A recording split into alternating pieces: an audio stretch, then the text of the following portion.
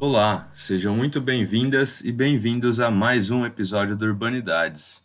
O meu nome é Danilo Cursino e eu estou aqui com João Freitas. Tudo certo, João? Salve, Danilo. Tudo em paz, meu caro? Tudo bem por aí? Tudo certinho também, João. Hoje estamos no nosso 12º episódio, certo? Certo, sem perder a conta. Agora eu tive que pensar um pouquinho porque, enfim, né, a gente está há um bom tempo aí já nessa caminhada, produzindo esses episódios semanalmente, cada vez mais trazendo conteúdos muito bacanas aí para os nossos entrevistados. Você poderia falar um pouquinho da entrevista de hoje, João? É um grupo de mulheres, certo? Sim, nossa, foi uma conversa incrível. A gente teve a oportunidade de certa forma, reeditar uma mesa que aconteceu no evento da UERJ, do Grupo de Pesquisa Cultura, Memória e Desenvolvimento, que foi mediada pela professora Ana Paula Alves Ribeiro, da Faculdade de Educação da Baixada Fluminense, a UERJ, no caso. E Legal. aí ela e outras três colegas de trabalho orientandas participaram dessa conversa, que foi interessantíssima no sentido de dar uma outra visão sobre o que é a cidade e podendo olhar a partir do ponto de vista delas. A única parte ruim é que a gente fica com vontade de ouvir um pouco mais das trajetórias separadas, das pesquisas separadas, mas eu acho que o episódio conseguiu, de certa forma, conciliar, concatenar todas essas ideias e ser uma conversa muito rica. É importante pontuar também, Danilo, e Sim, agradecer a elas, que a gente teve um problema técnico durante a gravação e depois de um tempão de conversa a gente percebeu que a gravação estava com problema. E uhum, aí elas muito gentilmente propuseram gravarmos novamente esse trecho da conversa. Então fica aqui o nosso agradecimento por essa gentileza. sem dúvida. E, João, aproveitando, né, os nossos recadinhos de sempre. Bom, primeira coisa, não deixem de curtir a nossa página no Facebook, Urban Data Brasil, o banco de Uhum. dados sobre o Brasil urbano. Sigam a gente no Spotify. Se você nos ouve pelo Apple Podcasts, a gente pede que você dê 5 estrelas, né, para a gente conseguir atingir mais pessoas sempre. Exatamente, Danilo. Estamos praticamente em todas as plataformas digitais e em todos os agregadores de podcasts. E além de pedir para essa avaliação, né, de seguir, dar as 5 estrelas, eu gostaria de pedir também para que nos ajudasse na divulgação, compartilhando os episódios e levando também urbanidades aos seus pares. Tem o nosso e-mail também, que é o brasilurbandata@gmail.com, brasilurbandata@gmail.com. Certo, então, João, vamos à entrevista? Vamos, Danilo. Eu gostaria de só deixar a frase do Abu Janra que eu acho que traduz bem o espírito desse nosso programa. Esse programa pode não ser uma janela aberta sobre o mundo, mas certamente é um periscópio sobre o oceano do social.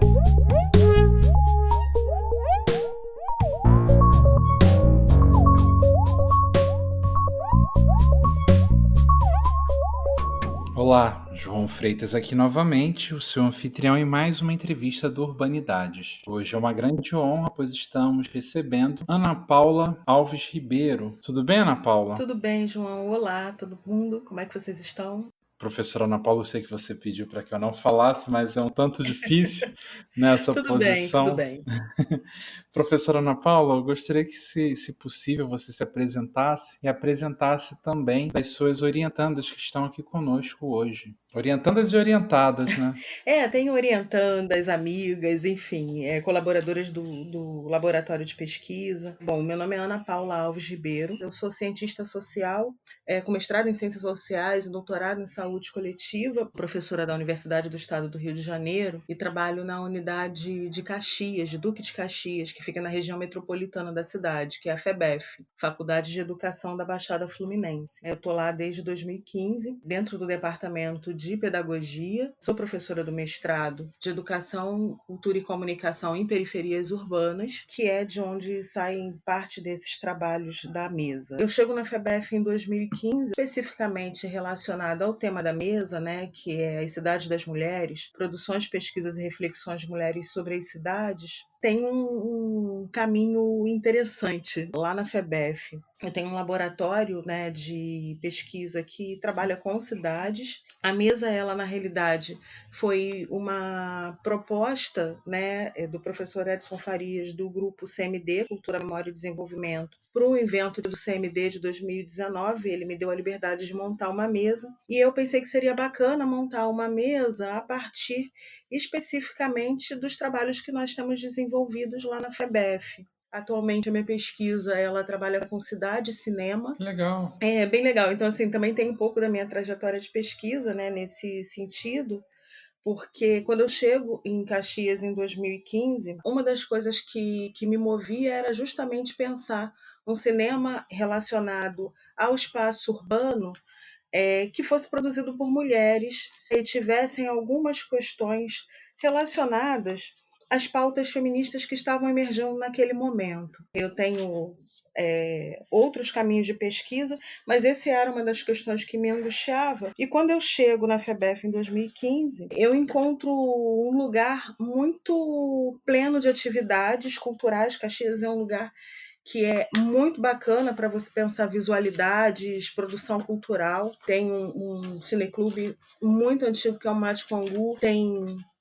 especificamente um trabalho bacana de produtoras culturais como a Jordana Moreira, que trabalha com um festival de rock antissexista, que é o Rock Pense. E logo no meu primeiro ano, eu fui chamada para participar do cineclube que estava surgindo na cidade, que era a Facção Feminista Cineclube, o que foi incrível. Comecei também a dialogar com algumas colegas ali de perto. E nesse contexto, eu passo também a fazer parte do mestrado e passo a orientar alguns trabalhos. Eu orientei o trabalho da Elisa sobre as grafiteiras negras, eu oriento o trabalho da Luísa Antoniti sobre produtoras culturais na Baixada Fluminense, o trabalho da Gabriela Riso, que na realidade é uma cineasta, né, que tem o nome artístico de Cato Riso, também sobre uma produtora cultural e os trânsitos delas nas cidades. Então, assim, começou na realidade a ter um conjunto de trabalhos que culminou numa proposta de curso para o mestrado, de uma disciplina para o mestrado, que tem o nome dessa mesa. E aí, por conta dessa disciplina que acabou sendo pensada e trabalhada ao longo de 2018, né, eu tive 18 alunos, 18 estudantes, alguns que nunca tinham pensado numa reflexão específica sobre como as cidades elas poderiam ser pensadas ou planejadas por e para mulheres. A gente monta uma bibliografia muito a partir também de um trabalho coletivo de o que vocês querem ler, como é que a gente pode fazer essa pesquisa. Uma bibliografia que é praticamente 90% de mulheres e efetivamente, assim, foi uma disciplina muito bacana de ser trabalhada. Nesse contexto, quando o Edson, né, convida para participar do CMD e dá a oportunidade de montar a mesa, e me responderam positivamente que tinham disponibilidade para participar do CMD 4 pessoas. A Elisa Simone da Silva, a Roberta Matias, a Denise Marinho e a Luísa Antoniti. Só que a Luísa no dia não pôde comparecer à mesa e acabamos ficando, né, as 4. Eu como mediadora, Elisa, Roberta e Denise. A Elisa, né, como eu apontei, ela foi me orientanda de mestrado, bacharel em comunicação social, licenciada em letras. Hoje ela trabalha, né, na Secretaria Municipal de Educação da cidade do Rio de Janeiro e desenvolveu um trabalho sobre mulheres negras grafiteiras. A Denise Marinho, ela é uma fotógrafa, né, que está desenvolvendo um trabalho fotográfico relacionado à Marcha das Mulheres Negras desde 2015, e a Denise tem formação em Ciências Sociais e em serviço social. Então, a Denise passa para o mestrado na turma de 2019, com a proposta de pensar essa pesquisa fotográfica em transformar numa pesquisa de mestrado, para que ela possa trabalhar, né, agregando as questões relacionadas à ressignificação dos espaços de Copacabana, relacionada à Marcha das Mulheres Negras, não apenas pelo lado visual, mas também por uma pesquisa etnográfica. E Roberta Filgueiras Matias, a Roberta é cientista social, mestre em filosofia, doutoranda em antropologia pela Universidade Nacional de San Martín, na Argentina. E Roberta eu conheci em 2014, antes ainda de entrar na FEBEF. Ela se tornou uma amiga próxima e uma grande interlocutora de pesquisa. Acho que a Roberta vai se apresentar um pouco também. Então, nossos campos de pesquisa muitas das vezes se esbarram. E Roberta fez esse curso também. A Roberta apresenta um trabalho de final de curso que foi muito inovador e mexeu muito comigo, que era a aproximação de duas autoras argentinas, a Mariana Henriques e a Selva Almada, pensando como que elas constroem Buenos Aires. Então, eu acho que a gente tinha formado essa mesa e ficou bastante bacana poder pensar essa interlocução a partir daí. Então, eu acho que eu passo a palavra para a Elisa. Eu sou a Elisa. A minha trajetória ela vem de letras e de jornalismo, minhas formações iniciais, mas sempre passando pelo tema da cidade, elas escritas nos muros de alguma forma. Então, em letras, eu faço uma pesquisa, né, de final de curso sobre a poesia de Drummond na cidade, como que essa poesia é a flor que fura o asfalto e rompe com o cotidiano. Falo depois em jornalismo sobre a imprensa carioca e a representação da favela na imprensa carioca. E aí, nas especializações, eu trago a escrita do Profeta Gentileza, nos muros, né, do centro do Rio de Janeiro, e depois numa especialização em educação e relações raciais, que vai dialogar com a minha área profissional, que aí eu começo desde 2010 a atuar na Secretaria Municipal de Educação, com educação básica, e faço um planejamento anual, né, e aplico para as minhas turmas de quinto ano, com o tema das relações raciais. Quando chego no mestrado, eu trago um pouco disso tudo, né, dessa trajetória, para falar sobre escritas em muros, pensando o muro de uma forma simbólica. O que representa o muro, né? O muro é o limitador de território, é um limitador de espaço. Quando se escreve no muro, tem toda uma simbologia. Então, a escrita no muro sempre me chamou muita atenção, muito pelos meus deslocamentos também, de estar indo de um lugar para o outro, para estudar, para trabalhar, sempre observando, né, essa fala, esse grito que não tem espaço para estar em outro lugar e acaba estando nos muros das cidades. Então, acho que essa trajetória vai culminar no meu trabalho de pesquisa de mestrado, que vai falar sobre as grafiteiras negras, mulheres grafiteiras negras no Rio de Janeiro. E não tem como falar muito sobre trajetória sem falar sobre a minha pesquisa, porque as duas coisas vão acabar caminhando juntas. Venho também dessa angústia, na virada até de 2013, 2014, dessa angústia identitária mesmo, né, de me reconhecer enquanto mulher negra a partir desse momento e buscar, a partir da pesquisa, trazer um pouco da minha própria trajetória também. Então, como negra, periférica, e aí passando também pelo papel de grafiteira em algum momento durante a pesquisa, eu vou construindo essa trajetória junto com a pesquisa. Bacana. Eu sou a Denise, eu venho de Ciências Sociais, eu fiz serviço social também, eu fotografo desde criança, tenho um acervo de memórias da família e a pesquisa de imagem relacionada à marcha eu pesquiso desde 2015 com a Marcha das Mulheres Negras em Brasília. Em 2016 eu começo uma especialização em imagem, a Roberta que vai se apresentar daqui a pouquinho, ela foi minha orientadora nessa especialização. E aí eu passei a pesquisar a marcha, como a marcha de mulheres negras na cidade do Rio, na praia de Copacabana, passou a ser meu objeto de pesquisa. Eu sou a Roberta, sou graduada em Ciências Sociais, o meu mestrado é em Filosofia e eu estava fazendo um doutorado em Antropologia Social na Universidade de San Martín, em Buenos Aires, mas eu acho interessante também falar um pouco sobre a minha aproximação com a Ana Paula. Eu conheço a Ana Paula em 2014, num evento sobre Madureira. A minha pesquisa para o doutorado, para a tese de doutorado, é sobre subúrbios e arrabaldes sul-americanos. Então, a partir desse momento, a gente começa a trocar figurinha, a conversar e a fazer parte dos mesmos grupos de pesquisa e de pensamento. Então, quando ela propõe essa disciplina Cidade das Mulheres, como eu sempre trabalhei com imagens, né, eu também sou fotógrafa e sou professora da pós-graduação em imagem e fotografia, eu resolvi, mas também fui instigada, né, porque esses livros são livros que chegam a mim em momentos muito particulares, mas eu resolvi falar sobre literatura, sobre narrativas das mulheres argentinas nas cidades.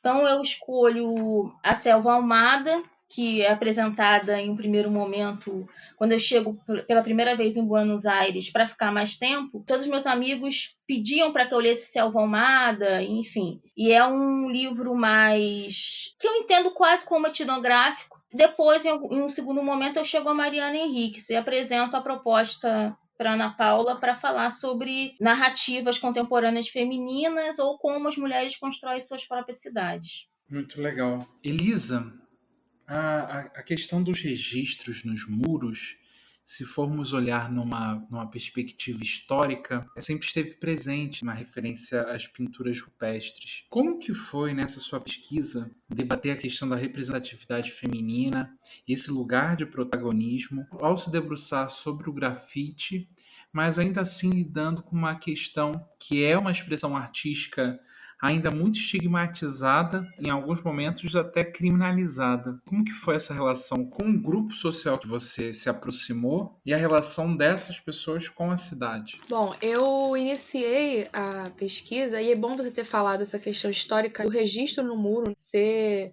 um fato em diferentes momentos da história mundial, enfim. Eu resolvi fazer esse recorte mais contemporâneo, mas de fato é uma ação que ocorre em diferentes sociedades, em diferentes momentos históricos. Para falar desse recorte que eu fiz, das mulheres negras nesse lugar de protagonistas do grafite, é interessante pensar assim, eu começo a minha trajetória de pesquisa numa oficina de grafite para mulheres negras, num espaço institucional promovida por uma ONG. É como pensar onde é o lugar da mulher no grafite, né? É um lugar fechado, é um lugar mais diferente da rua. E a partir dessas oficinas surgem os grupos independentes, então eu passo a acompanhar 2 desses grupos independentes de mulheres negras que saem para grafitar juntas em diferentes espaços. E aí perceber, né, como que a questão da representação para elas é importante, porque a maioria delas que compõem os grupos são mulheres negras, moradoras de espaços periféricos, que se conhecem na oficina institucional e formam seus próprios grupos. Eu começo a acompanhar e a partir desse acompanhamento, dessa conversa,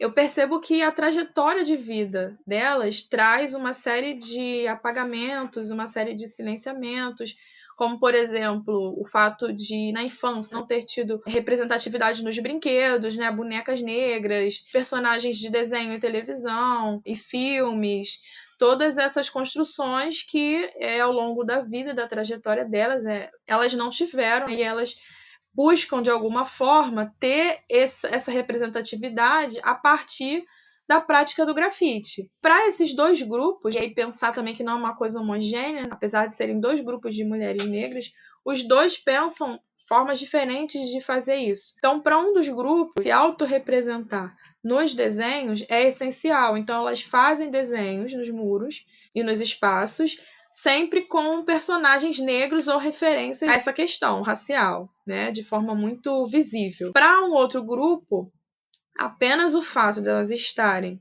né, com seu corpo ali, com a lata de tinta e protagonizando esse momento, esse espaço, já é uma forma de se representar. Então, não necessariamente os desenhos feitos vão ser desenhos de autorrepresentação ou de personagens negros ou nessa temática. Então, por exemplo, uma delas cria um personagem que é um gato. E aí o gato ele vai ter a representatividade da mulher ser livre ou da pessoa ser livre e de estar nas ruas. Então, assim como vários outros personagens que elas vão criando, sempre de forma simbólica, não necessariamente fazendo de forma visível no desenho, mas só apenas de estar com o seu corpo ali colocado como protagonista. E a questão da criminalização que você coloca, existe aqui no Rio de Janeiro o grafite e existe o Sharpie, que é a pichação.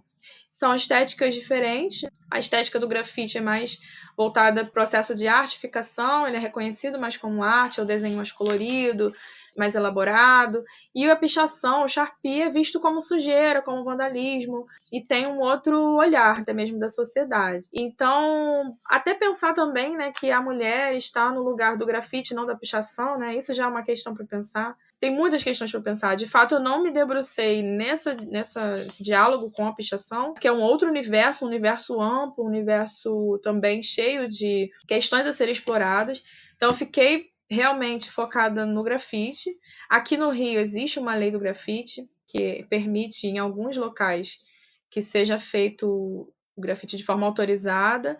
E já há um movimento, né, muito recente também de legitimação dentro das galerias e dos espaços mais institucionais, para além da rua. Denise, eu gostaria, se possível, que você falasse um pouco sobre a relevância da Marcha das Mulheres Negras e principalmente a importância desse evento ocorrer na orla de Copacabana. João, a cidade do Rio de Janeiro ela é dividida em Zona Norte e Zona Sul. Esses dois territórios, essas duas visualidades de corpos, tanto na frequência da divisão social desses corpos da Zona Norte para a Zona Sul, eu vou recuperar um momento para que a gente possa entender a importância da marcha nesse território da Zona Sul, que é um território historicamente ocupado por pessoas brancas. A cidade do Rio ela é dividida basicamente nesses territórios, né, assim, de grosso modo, de Zona Oeste, Zona Norte e Zona Sul. E a marcha ela é feita na Zona Sul, que é um espaço que o Corpo Negro ocupa como espaço de trabalho. Não é um espaço de lazer, não é um espaço que as pessoas acessam moradia e não acessam serviços de uma forma totalizante. Quando, ao momento da marcha, a visualidade desses corpos, dessas pessoas marchando, coloca uma nova ordem visual, porque as pessoas, quando estão nesse espaço, nesse território da Zona Sul, de Copacabana, o corpo negro, quando está ali, ou ele está vendendo a força de trabalho, ou como empregador doméstico, ou no trabalho informal, vendendo coco, vendendo nas barracas. E na marcha, ela insere uma nova visualidade. A marcha acontece no domingo, a praia de Copacabana ela é fechada para espaço de lazer, e nesse espaço de lazer, as pessoas que estão ali, basicamente, são turistas e pessoas que moram ali no redor, ali ao redor da praia, e que, na sua maioria, não são pessoas negras. A marcha acontece do posto 4 até o Leme, e nesse espaço não há uma visualidade de um grupamento de pessoas negras ocupando aquele espaço como espaço de lazer. A maioria das pessoas que estão negras ali ocupando aquele espaço, estão ocupando aquele espaço, trabalhando naquele espaço, como babá, ou como empregador doméstico, ou num trabalho informal. Quando acontece a marcha, esse espaço urbano da Praia de Copacabana, ele é ressignificado. São sujeitos políticos que estão ali marchando, reivindicando moradia, melhores condições de vida, do genocídio do povo negro, enfim, fazendo reivindicações ali enquanto sujeito político. É um espaço que não é um espaço negro de convivência. Na organização da marcha, a gente vê tudo isso. É uma coletividade que traz uma subjetividade negra de estar ali se abraçando, amarrando turbantes, se projetando ali naquele espaço que é marcadamente branco. É uma trajetória completamente diferente daquilo que as pessoas estão habituadas a ver naquele espaço, naquele território. Então, ela traz uma visualidade, uma forma de ver diferente. O turista olha e a cidade para ouvir, para ver o que está sendo ali posto, que está sendo colocado. Eu, como fotógrafa negra, sou mulher negra, então produzindo também imagem, né? Eu estou ali no campo de pesquisa, fazendo um trabalho de imagem e produzindo imagem enquanto ativista também, fotógrafa ali naquele campo. O impacto disso é muito importante, porque a maioria das pessoas que compõem a marcha, elas não moram em Copacabana. Elas vêm do interior do estado, elas vêm da Zona Oeste, elas vêm da Zona Norte, elas vêm de outro município como eu, né? Eu venho de São Gonçalo. Então, as pessoas vêm de outros municípios para compor a marcha. Em sua maioria, em sua totalidade, não são moradores de Copacabana. Apesar da marcha ser uma marcha de mulheres negras, também tem homens, mas não em sua totalidade. A maior parte das pessoas que estão ali reivindicando são mulheres negras. A marcha é organizada pelo Fórum de Mulheres Negras, o Fórum Estadual, e essa organização ela ultrapassa a cidade do Rio. É muito rico enquanto visualidade, quanto espaço de reivindicação, e que começou em 2015. Esse corte é o meu objeto de estudo. Muito bacana. Roberta, eu queria saber um pouco como foi trabalhar com essas duas obras, uma obra ficcional e a outra com uma pegada um pouco mais jornalística, digamos assim, e como que elas, mesmo sendo obras de duas autoras argentinas, como elas comunicam a realidade brasileira e que assuntos são esses que ligam à sua pesquisa e dialogam com a realidade brasileira? Bom, eu acho que eu vou começar trazendo um dado. Na Argentina existe um observatório que se chama Agora Sim Norvém, e eles têm um dado muito impactante que de 2016 a 2018 ocorreram um feminicídio a cada 29 horas nos últimos 3 anos, de 2016 a 2018. Nós sabemos que os dados nacionais também não são nada animadores. Então, eu acho que uma das coisas é entender que as duas autoras, inicialmente, elas não moravam em Buenos Aires. A Mariana Enríquez morava em Buenos Aires, mas morava na Grande Buenos Aires, morava em Lanús, que é uma periferia de Buenos Aires. Para quem conhece a Argentina, para quem conhece Buenos Aires, sabe como existe uma diferença de acesso e de possibilidade de trânsito. E a Selva Almada morava numa província, em Entre Rios. E justamente o que faz com que a Selva Almada escreva esse texto é um assassinato que assombrava desde pequena. Esse livro, Chicas Muertas, ele trata de 3 assassinatos na década de 80, justamente nessas cidades interioranas da Argentina. Então a Selva Almada ela vai atrás dessa investigação, porque nunca ficou muito bem concluído o que aconteceram com essas garotas. A morte que na verdade assombrava mais era justamente da Andréia, porque foi na província na qual ela morava e foi uma moça que morreu no próprio quarto. Então aquela ideia de que o perigo está lá fora também é ressignificada. Então como os nossos corpos, mesmo dentro das nossas casas, eles são possíveis alvos de violência. Para falar um pouco da relação que eu faço com a Mariana Enríquez, a Mariana Enríquez ela chega em Buenos Aires e ela vai morar em Constituição, ou não sabemos se vai morar em Constituição, porque o livro dela é um livro em primeira pessoa, em alguns dos contos, mas não fica muito claro se é dela que ela está falando ou se é da personagem. De qualquer maneira, a personagem vai morar em Constituição. E o que me atraiu inicialmente nesse livro foi justamente a narrativa que ela faz de Constituição, porque é um bairro que fica entre La Boca e San Telmo, é um bairro que tem uma recepção de trens vindas da Zona Sul, que são onde se localizam os bairros mais pobres de Buenos Aires. Na verdade, esse primeiro conto é uma narrativa que te apresenta uma Buenos Aires para além do turismo, né? Como é que é a Buenos Aires cotidiana.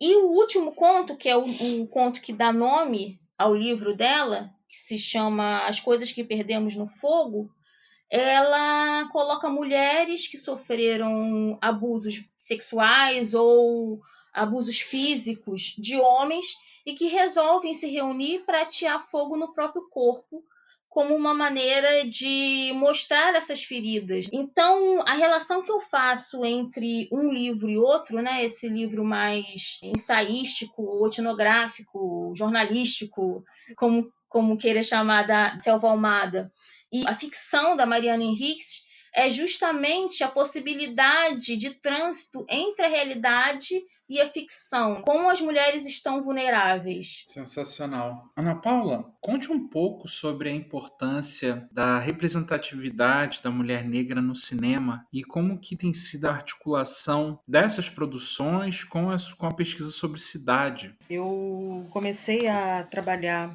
com cinema e cidade tem aproximadamente uns 7 anos, muito a partir também de algumas angústias de pesquisa. Eu trabalho com cidade praticamente desde que eu entrei na graduação em Ciências Sociais.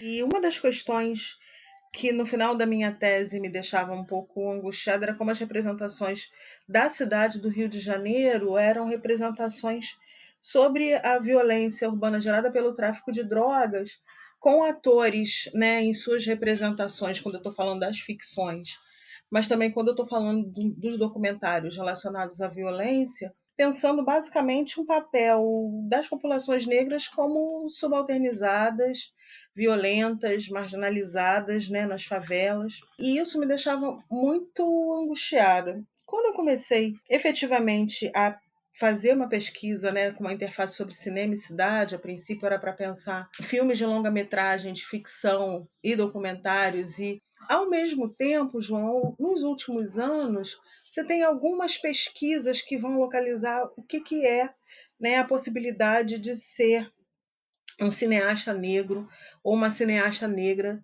no cinema brasileiro, né? Você tem a pesquisa do GEMA, que é um núcleo de pesquisa da UERJ, né, que funciona no IESP. Você tem a pesquisa da própria Ancine, que vão apontar uma coisa que a gente já meio que percebe, que a maior parte dos diretores são homens, mais do que mulheres, muito mais do que mulheres, eu não vou conseguir precisar agora a porcentagem, e que dentro da direção, as mulheres brancas muito mais do que as mulheres negras, e para você ter uma ideia, a gente tem praticamente 2 filmes de longa-metragens dirigidos por mulheres negras. Um, na realidade, é O Amor Maldito, da Adélia Sampaio, e outro, Café com Canela, que é co-dirigido por uma mulher negra. Então, essa era uma questão. E a minha pesquisa, que a princípio era para fazer um mapeamento sobre os filmes de longa-metragem, de ficção, pensando a cidade, a partir de 2013 eu começo a perceber que tem uma cidade que está posta em alguns filmes que ela é colocada nos curtas-metragens. E nesse sentido foi muito interessante de perceber ao longo dos últimos anos, efetivamente, algumas questões. Uma são os editais afirmativos para gênero e raça, né, na produção do cinema nacional, a organização de cineastas negras e cineastas mulheres em coletivos. Aí estou pensando em coletivos mistos, coletivos de mulheres com cineastas brancas e cineastas negras, ou cineastas não brancas e cineastas brancas, como eu tenho gostado de falar de algumas formas, para pensar o sistema de classificação racial especificamente nesses campos, mas também coletivos negros, onde estão homens negros e mulheres negras. É muito interessante perceber, efetivamente, 2 movimentos. Se antes você tinha uma certa representatividade em tela e um certo tipo de representação, com o fato, né, de você se apropriar desses editais, de se organizar em coletivos, de estar na linha de frente de produções audiovisuais, mas principalmente de segurar a câmera, de se especializar em roteiro, fazer produção. E uma coisa que uma autora que eu gosto muito, que é a Diane Lima, tem trabalhado, que é a questão de uma curadoria de mulheres e mulheres negras, modificando um determinado campo de saber, você percebe o deslocamento desse tipo de representação e das representatividades em tela. Então, se a representatividade ela era mínima, hoje, quando você pega a câmera, essa representatividade ela tem uma maior ênfase. Se a representação ela era estereotipada, e muitas das vezes não só estereotipada, como é violenta e agressiva, você passa a ter um deslocamento de um olhar eurocêntrico para um olhar mais afrocentrado, pensando estética, pensando posicionamento de câmera, com referências com os filmes africanos ou afrodiaspóricos.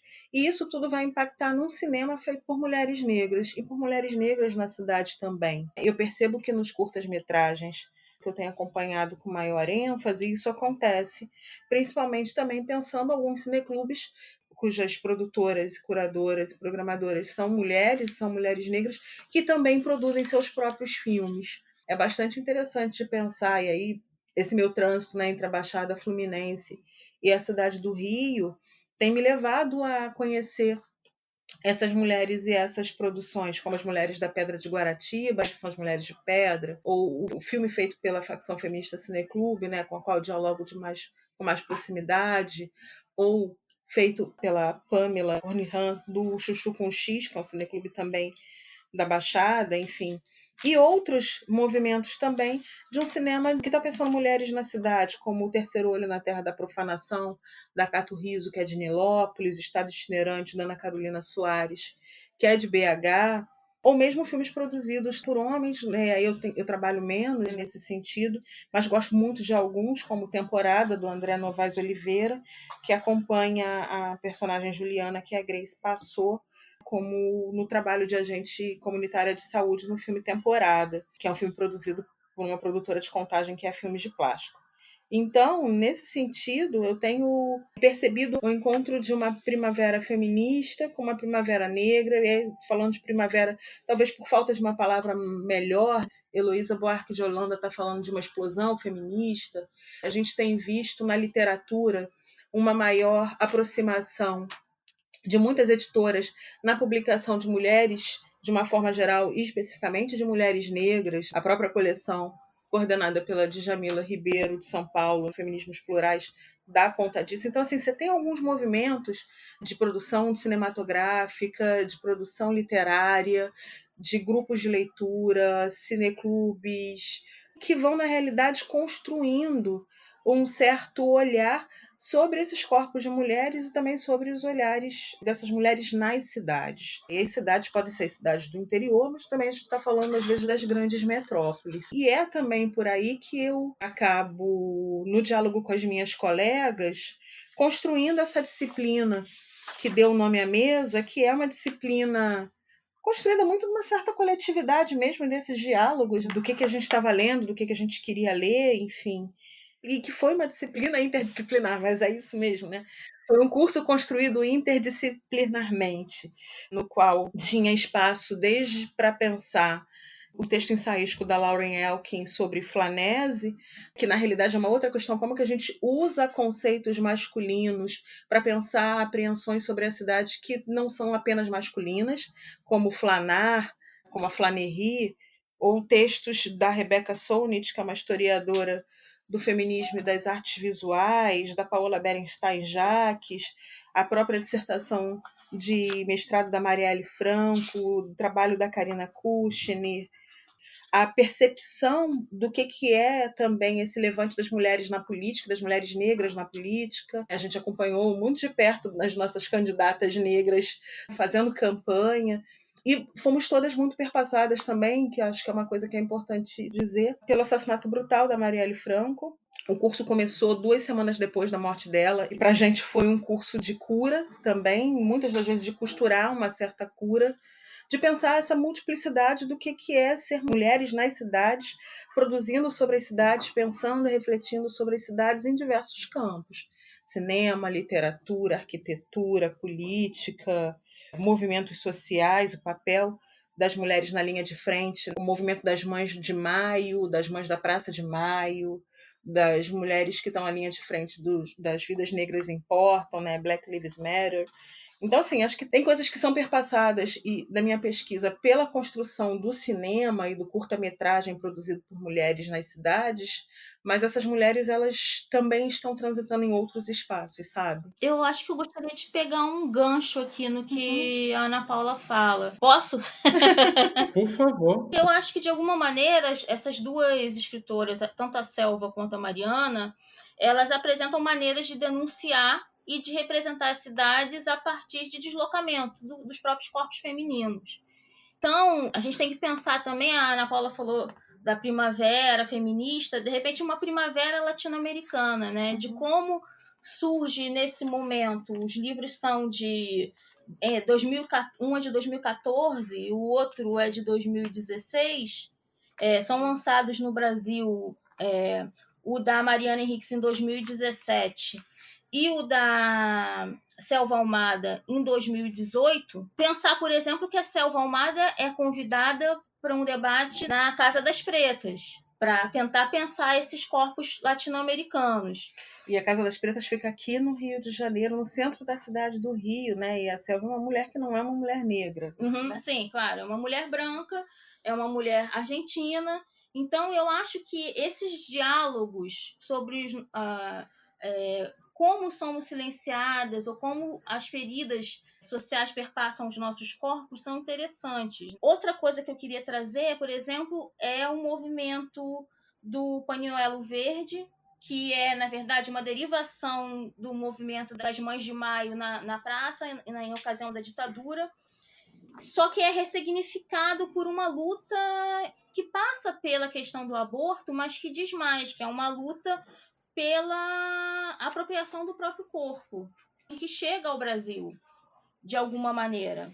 Então, pensar esse movimento do Pañuelo Verde, pensar também na criação da revista Amazonas, que é uma revista criada no final dos anos de 2017 e que dá espaço para várias escritoras latino-americanas, inclusive brasileiras, escreverem sobre diversos temas. E talvez, em um segundo momento, pensar uma nova derivação do movimento, que é a identidade marrom, que são mulheres que se identificam com os povos originários, dizendo, bom, nós também queremos participar dessa reivindicação. Enquanto vocês estão nas ruas, nós estamos em suas casas limpando, enfim. Então, tem toda uma questão de mulheres que vêm de outras classes sociais, vendo como é possível uma integração, no que a gente se assemelha e no que a gente não se assemelha, né? Aproveitando o ensejo de vocês terem comentado um pouco da pesquisa de cada uma, eu gostaria de deixar uma pergunta para, se possível, todas responderem. Qual a importância de pensarmos a cidade na perspectiva da mulher e na perspectiva da mulher negra? Eu acho que pensar o corpo da mulher negra em circulação na cidade trazem muitas questões para a gente refletir. Primeiro, pensar que a rua em si não é um espaço acolhedor para a mulher de uma forma em geral. Tem a questão da hipersexualização do corpo, né? E aí, para a mulher negra, isso tem um significado maior. E aí é o deslocamento, né? A gente, enquanto corpo de pesquisadora, durante a realização das nossas pesquisas, as nossas interlocutoras também trazem essa experiência da limitação mesmo de circular pela cidade de forma segura. Então, para além da violência cotidiana, que é comum, né, a todos que estão circulando na cidade, e a cidade do Rio de Janeiro especialmente, a gente tem uma questão maior, e inclusive no caso das grafiteiras, elas colocam sempre para mim que mais do que estar na rua e de repente ser assaltado e perder o seu material, tem a questão da violação do corpo. Então, circular pela cidade é um risco no sentido do corpo em si ser violado. Então, a limitação nos transportes públicos e na iluminação das ruas, tudo vai implicar nesse caminhar, que é um caminhar que não vai acontecer de forma segura e fluida, né? Ele vai estar sempre atravessado por alguma questão que vai para o campo da segurança, vai para diversos campos aí.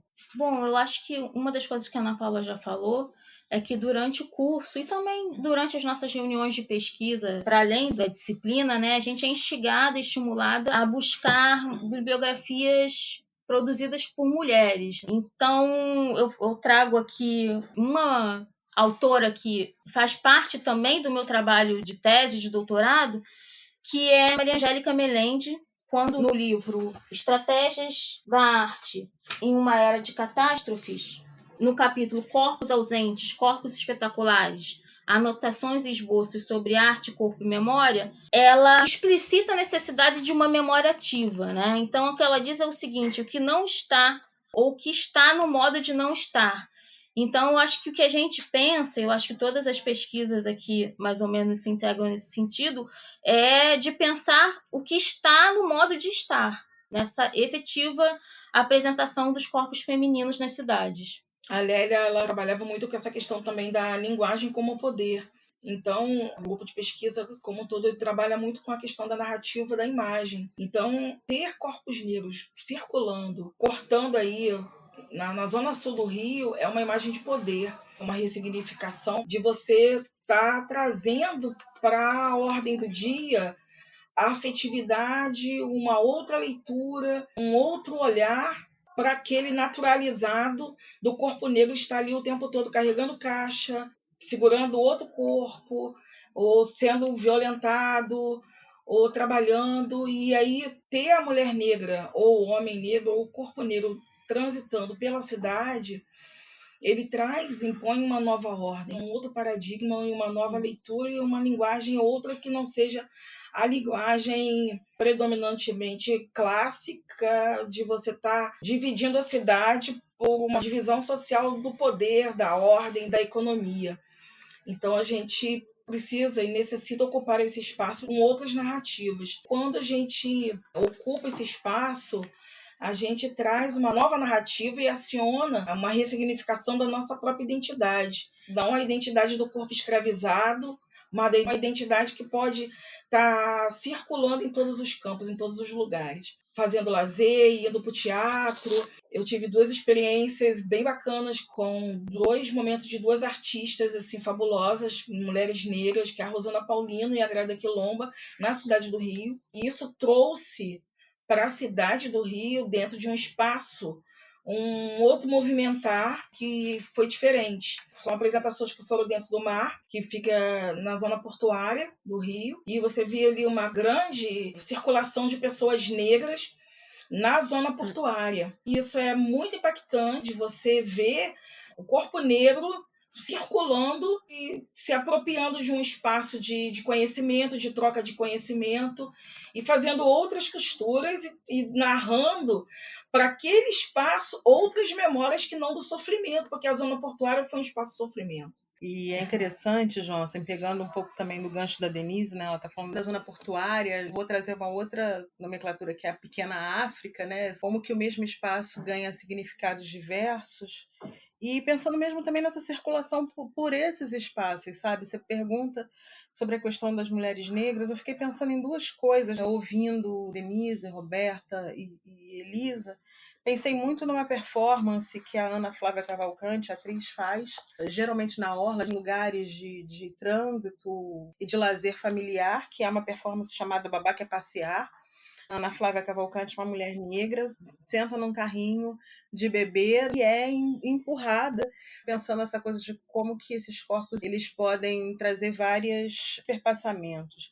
E uma outra coisa que eu fiquei lembrando muito foi da atividade do Ilu Obadimin, em São Paulo, né, que abre praticamente o carnaval em São Paulo, que é um grupo de mulheres, principalmente mulheres negras, tocando para Xangô, falando de religiosidade, que muitas das vezes, num processo de terrorismo religioso, racismo religioso, intolerância religiosa, e aí tem significados muito distintos, elas às vezes são submetidas e as mulheres se reúnem para tocar para Xangô, abrindo o carnaval. Falando disso, eu pensei muito nessas interseccionalidades, né? As mulheres negras não são só mulheres negras, elas são bissexuais, lésbicas, as mulheres negras elas têm diferentes idades e fazem parte de diferentes gerações, são de diferentes classes sociais, assim, a gente também não tem associado necessariamente o fato de ser negro à pobreza, não é isso, né? Acho que é importante marcar também essa questão da vinda de lugares distintos da cidade. Por um acaso, essa mesa de mulheres negras e, por um acaso, também essa mesa de mulheres negras que vêm de distintos lugares da cidade do Rio de Janeiro, Denise da região metropolitana, que na cidade tá fora do município, que é São Gonçalo. Roberta, né, é da Zona Sul, a Elisa vem de como ela apontou anteriormente, uma favela da Zona Oeste, eu venho do subúrbio do Rio de Janeiro, então, assim, tem essa coisa da vinda de lugares distintos da cidade, de uma apropriação que é feita também a partir de uma experiência prévia, que não é só a experiência da pesquisa. Interesses diversos. E de também, interesses diversos, e não perder de vista também que, assim, nós somos um no múltiplo, né? Eu tenho acompanhado com muita curiosidade, mas não tenho aproximação direta com a questão das mulheres indígenas, mas eu tenho ficado mais atenta. Algumas amigas têm me cobrado muito e eu assumo que eu preciso ficar mais atenta para a questão das mulheres indígenas no espaço urbano, as mulheres que vêm por conta dos processos de refúgio político, né, de desterritorialização, as mulheres trans, né? Então, assim, eu acho que tem aqui um mundo para pensar essa apropriação das cidades, né, pelas mulheres, não apenas como interlocutoras de pesquisa, mas como pesquisadoras também nos seus próprios processos e nos seus próprios interesses, que não necessariamente vão trabalhar com gênero, ou com o fato de ser, né, ou com as mulheres, mas que talvez pelas suas experiências elas tenham uma melhor melhor talvez não seja o nome, mas um maior interesse, um olhar Mais amplo, né? mais interessado, né, por algumas questões. Perfeito. Encaminhando para o nosso final, uma parte importante do nosso programa é quando pedimos aos entrevistados para compartilharem alguma experiência que tiveram durante a pesquisa, uma experiência de campo, e que, de certa forma, sintetizem o entendimento do que foi essa pesquisa. Bom, eu acho que, assim, a minha experiência é justamente o encontro com esses grupos, o Identidade Marrom e com a revista Amazonas, né? A minha pesquisa, ela é sobre subúrbios e arrabaldes, mas ela vai passando por outros temas, como arte, corporalidade, expressões artísticas, rua. Então, eu acho que quando eu encontro Identidade Marrom, e aí é um encontro mesmo, porque eu estava numa manifestação, estava como fotógrafa e vi reunidos corpos com cartaz Identidade Marrom, vestidas, né, com aquele uniforme típico de empregadas domésticas, com cartazes do tipo: até onde vai o seu feminismo? Minha mãe não está aqui porque ela está na sua casa. Então, assim, acho que a minha história, isso talvez tenha me instigado também fazer uma ramificação na minha pesquisa principal para pensar esses movimentos, tanto da revista Amazonas quanto do Identidade Marrom. Eu acho que são duas coisas que eu gostaria de falar em relação à experiência de campo. Uma é perceber como que para todas as minhas interlocutoras grafiteiras e para mim também de alguma forma, a arte nunca foi colocada como profissão para pessoas que vêm de espaços periféricos. A arte ela é colocada como uma manutenção do que já está posto. Então, quem é que entra, né, por exemplo, na galeria para expor um trabalho, né? Quem é que tem essa abertura para circular pelo espaço da rua e da galeria? Quais são os corpos que entram? Né? Então, assim, tudo isso foi muito colocado durante a pesquisa, né? Foi muito latente pensar qual é o papel da arte, como essas grafiteiras acabam trazendo até mesmo a questão de ser professora de arte, né? Porque é um caminho possível dentro da arte para quem vem de classes populares, para quem é negra. Então, elas acabam costurando junto com a arte, com o grafite, né? Outras atuações, né? Ilustração, costura, performance, assessoria de bloco afro. Então, diversas atividades acontecem ao mesmo tempo. A maioria delas ainda não consegue ter arte como profissão. E é uma angústia, inclusive, que elas sempre colocam para mim o tempo inteiro, reclamando dos seus trabalhos formais e que gostariam de ter arte como profissão. E a outra situação que acontece, né, é que eu acabo, dentro do campo, me envolvendo diretamente, então eu passo a grafitar também junto com elas e passo a ter um envolvimento maior, porque eu me identifico realmente com a temática e com a pesquisa. E aí, em um momento de REU, que é o que elas chamam de uma reunião, né, de grafiteiras, elas se reúnem para grafitar juntas, e chamam de REU, acontece numa praça em São João de Meriti, que é um espaço da Baixada Fluminense, à noite. E aí, no meio dessa REU, eu começo a me dar conta de que eu não vou conseguir segurar a lata de grafite, o celular, o caderno, a caneta, tudo ao mesmo tempo. Então, eu começo a ter, a partir de um conceito que foi muito importante, que é o conceito da professora Janice Caiafa, de proximidade sóbria, a pensar esses dois papéis, né? O papel de pesquisador e o papel de grafiteira, de mulher negra que está também colocada ali junto, caminhando junto. E uma experiência que me marcou bastante, trazida por uma delas, foi a construção da personagem, porque elas criam personagens, né? E vão reproduzindo essa personagem e essa assinatura também em diversos espaços da cidade. E uma delas coloca para mim que durante um painel, na construção de um painel no centro de Duque de Caxias, que é a cidade da Baixada Fluminense, ela está fazendo então uma fada negra, que é a sombra de uma fada, né, com as asas e tudo com cabelo black, compondo um painel com outros desenhos. E aí uma pessoa chega para elogiar o painel, porém questiona ela o fato de a fada ser negra, dizendo que não existe fada negra. Interessante a gente pensar que assim, não existe fada, mas se ela for branca, ela pode existir, né? a sociedade, né, aceitaria essa fada existir se ela fosse branca.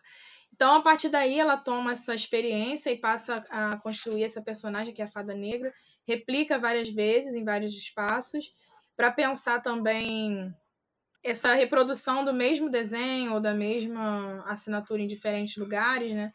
Porque a efemeridade é uma característica muito forte do grafite, né? Hoje você coloca um desenho e daqui a pouco ele pode ser apagado. Então, ele se multiplica em diferentes espaços, né? Com um sentido de ocupação mesmo e de se autorrepresentar dentro daquele espaço. Tem um diálogo muito forte com a própria existência da mulher, né? Que é de se reafirmar, se autoafirmar em diferentes lugares. De insights de pesquisa a gente tem assim, muitos, né? Mas queria compartilhar também um pouco de experiências. Em insights de pesquisa eu me dei conta muito tardiamente que, por exemplo, a minha dissertação de mestrado e minha tese de doutorado não tem a minha análise enquanto mulher e mulher negra dialogando com aquele campo, né? O tempo inteiro está no texto, mas ao mesmo tempo não está presente no texto. E eu acho que o encontro com essas literaturas possíveis, com as outras pesquisas nas quais a gente tem contato, me possibilitou isso. E, de certa forma, pensar assim, isso a partir de algumas experiências, né? Acho que a primeira experiência é que nessa leitura, né, nesse diálogo, no processo de orientação, no processo de troca do grupo de pesquisa, nas idas às bancas, congressos, enfim, nessa circulação no trabalho de campo, mas também nessa circulação do que é esse fazer acadêmico, eu encontrei colegas incríveis com pesquisas que estão trabalhando nessa perspectiva, sabe? Não apenas nas ciências sociais, mas nas ciências sociais também, né? Pesquisas que vão demonstrar que cada vez que você toma para si a possibilidade de pesquisar determinados campos, esses campos, eles na realidade são universos. E pensando enquanto universos, assim, como cada cidade trazida por essas pesquisadoras é um universo. Acho que essa é a primeira questão. A segunda é que, nesse sentido, um pouco da reprodução dessa mesa, ela é uma reprodução também de algo que é um movimento possível dentro de inúmeros movimentos possíveis que estão acontecendo dentro das universidades. E aí é bastante importante de pensar dos outros colegas, das outras colegas que estão também acolhendo essas pesquisas e fazendo pesquisas dessa forma. E uma terceira questão que eu fico pensando muito é que, mesmo numa época de muitos retrocessos e de muitos embates e de muitos tensionamentos, eu não gostaria de perder de vista que é muito feliz estar nessa época com essas pessoas, né, se articulando no coletivo. Então, poxa, o surgimento de grupos coletivos de fotógrafos negros, fotógrafas negras, coletivos audiovisuais, cineclubes feministas, clubes de leituras feministas, cineclubes de mulheres negras, associação de produtores negros no audiovisual, mulheres negras pensando suas visualidades, dos vários colegas que dentro da universidade têm acolhido pesquisas deste tipo, e pensando também muito no que foi a universidade nos últimos anos da ampliação, né, de possibilidades mesmo existenciais e financeiras dentro da universidade, que agora a gente muitas vezes vê ameaçado, eu fico pensando no quanto é feliz, né, nesse sentido, e que, para pensar especificamente a cidade, quais são as múltiplas possibilidades que aparecem, né, em camadas. A gente cada vez mais é um trabalho quase de arqueólogo. São inúmeras camadas de cidades nos mesmos espaços, onde a gente vai olhar para pessoas muito distintas, fazendo reflexões sobre os seus grupos, de onde elas vieram, trazendo também questionamentos, mas também transformando clássicos em cada vez mais clássicos, agregando autores novos, pensando outras perspectivas como uma descolonização do olhar, como um deslocamento de uma perspectiva às vezes mais eurocêntrica. Então, a gente está numa época muito rica, mesmo que muito tensionada, mas de muitas possibilidades. Possibilidades estas também que vêm com inúmeras pesquisas, publicações, enfim. Então, para resumir, o que eu estou dizendo é que dessas inúmeras perspectivas, pensar a interseccionalidade, descolonização do olhar ou aproximações possíveis, né, entre autores mais hegemônicos, né, com olhares e reflexões contra-hegemônicas, tem sido um exercício rico para pensar e pensar os nossos espaços de pesquisa, mas principalmente pensar as possibilidades que existem e que surgem sobre as cidades nesses espaços de pesquisa. João, eu venho fotografando a marcha desde 2015. Ano passado, com a morte da Marielle, eu não fotografei a marcha. Eu fiquei de luto, né? Eu me resguardei porque eu fiquei num momento de muito pânico, de muito medo. Desestruturou todo mundo de uma forma que anda na cidade, né? A gente, mulher negra que anda na cidade, cada uma de nós pegou essa desestruturação de uma forma e a gente teve que ressignificar essa dor, teve que ressignificar como andar, como respirar, como fazer as coisas dentro de uma cidade que nos mata o tempo todo. Estar na marcha nesse ano, em 2019, me veio uma coisa que nos outros anos eu não tinha parado para refletir, talvez porque eu não estava ainda num objetivo de pesquisa, que é como a presença, né, de pessoas negras construindo as suas imagens, suas próprias imagens, como que esse fluxo de imagem das mulheres podem ser novos campos de pesquisa. Um fluxo de imagem de mulheres negras marchando até o Leme, mulheres que são chefes de família, mulheres que são professoras, dentistas, médicas, donas de casas, enfim. Como que esse fluxo de imagem pode ser desperta, né, novos campos de pesquisa e novos paradigmas de se pensar, né, as visualidades negras em todos os campos da cidade. Foi uma coisa que me veio nessa marcha de 2019. Eu acho que tem uma coisa, depois que Denise falou, porque também eu acho que a gente pensa o campo, né? Mas a gente pensa muito os nossos corpos no campo. Então, acho que é uma coisa que perpassa também a pesquisa de todas aqui e das pessoas também, das outras pessoas do grupo que não estão. Mas é isso, como é que a gente interage com a cidade, né? Acho que a maior parte das pesquisas são em cidades médias, cidades grandes. Então, como é que o nosso corpo transita por essas cidades? É verdade, é uma coisa que eu, como venho de uma outra cidade, né? Eu venho de um outro município. Eu nasci no Rio e moro há muitos anos em São Gonçalo, então eu vivo nesse movimento pendular entre dois municípios. E aí ocupar, né, alguns espaços na cidade com uma câmera, uma mulher negra, quer dizer, eu me sinto mais segura exatamente na marcha, porque a marcha tem tantas mulheres negras, tantas pessoas negras que me traz um conforto de pisar naquele território de uma forma segura, né? E isso é um dado que para mim é importante, né? Eu me sinto segura naquele território porque eu vejo os meus semelhantes ali comigo. Porque assim, eu não ando com a máquina em qualquer lugar.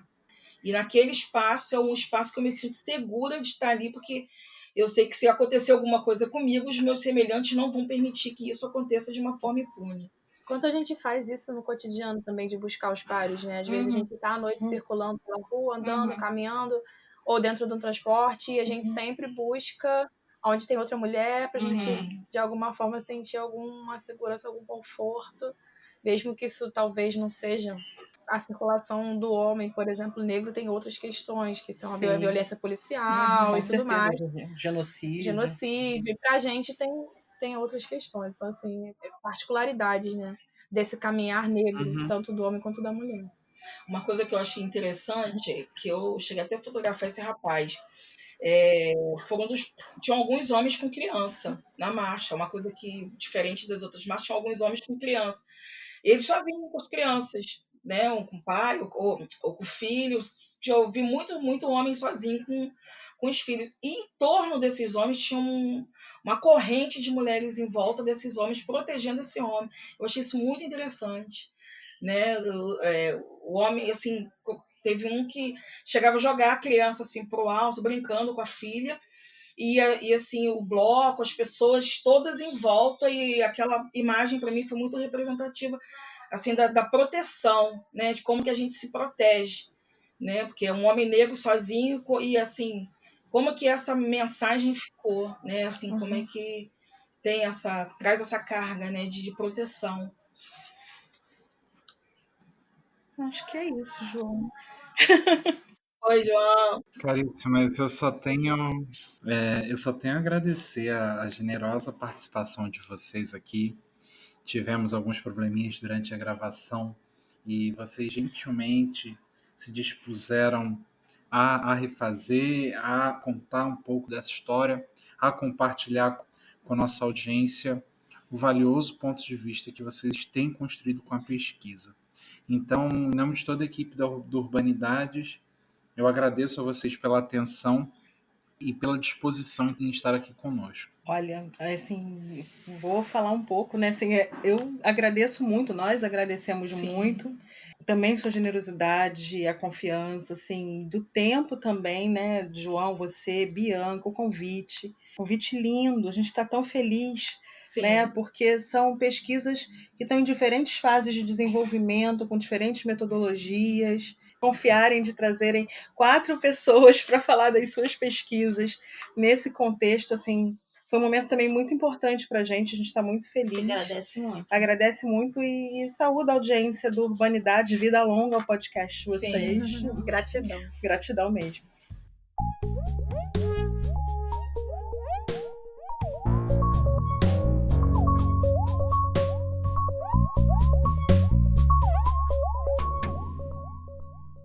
O Urbanidades é produzido pelo Urban Data Brasil, banco de dados bibliográfico sobre o Brasil urbano.